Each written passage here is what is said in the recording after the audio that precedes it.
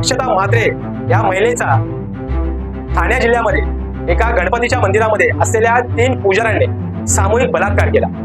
की मंदिरामध्ये असलेला पुजारी जो खरं तर देवाचा सेवक असतो आणि तो सेवक आज भक्षक झाला. एका महिलेची इज्जत लुटली त्या पुजाऱ्याने आणि तिला त्या ठिकाणी टेचून दगडाने मारलं. मी ह्याला रेप म्हणणार नाही, ह्याला बलात्कार म्हणणार नाही, हा सामूहिक बलात्कार केलेला आहे एका 3 पुजाऱ्यांनी. एकाचं नाव संतोष मिश्रा, एकाचं नाव संतोष शर्मा, श्यामसुंदर शर्मा आणि राजकुमार पांडे.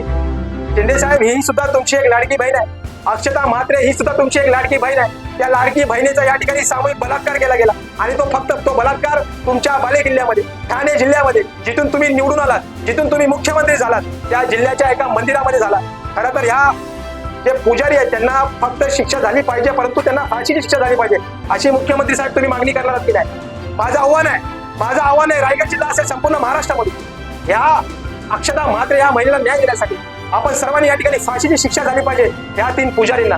खरं तर ती अक्षता म्हात्रे ही कुठल्या समाजाची आहे त्याशी मला काहीच घेणं देणं नाही. ती कुठल्या धर्माची आहे मला घेणं देणं नाही. ते पुजारी कुठल्या धर्माची निगडीत आहेत मला याचं घेणं देणं नाही. एका महिलेवरती बलात्कार झालाय, गँगरेप झालाय, तिचा त्या ठिकाणी तिला मारलंय, तिची हत्या गेलेली आहे.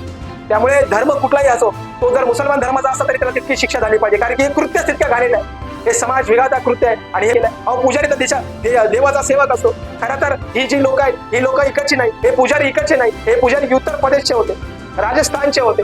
काय गरज आहे इकडची मंदिरं सोडून या ठिकाणी महाराष्ट्रामध्ये येऊन मंदिरामध्ये प्रवेश करायचा आणि आमच्या या महिलांना, मराठी आगरी समाजाच्या महिलांवरती बलात्कार करायचा? एका युपी मध्ये राहत असलेला, एखादा राजस्थानमध्ये राहत असलेला, काय गरज आहे? खरं तर या मंदिरांवरती जे काही प्रशासन आहे त्यांच्यावरती पण कारवाई या ठिकाणी शिंदे साहेब तुम्ही केली पाहिजे आणि या अक्षता म्हात्रे महिलेला या ठिकाणी न्याय दिला पाहिजे. अन्यथा या ठिकाणी आम्ही आंदोलन करू. इंडियन सोशल मुवमेंट संघटनेच्या वतीने संपूर्ण रायगड जिल्ह्यामध्ये आंदोलन केलं जाईल. याला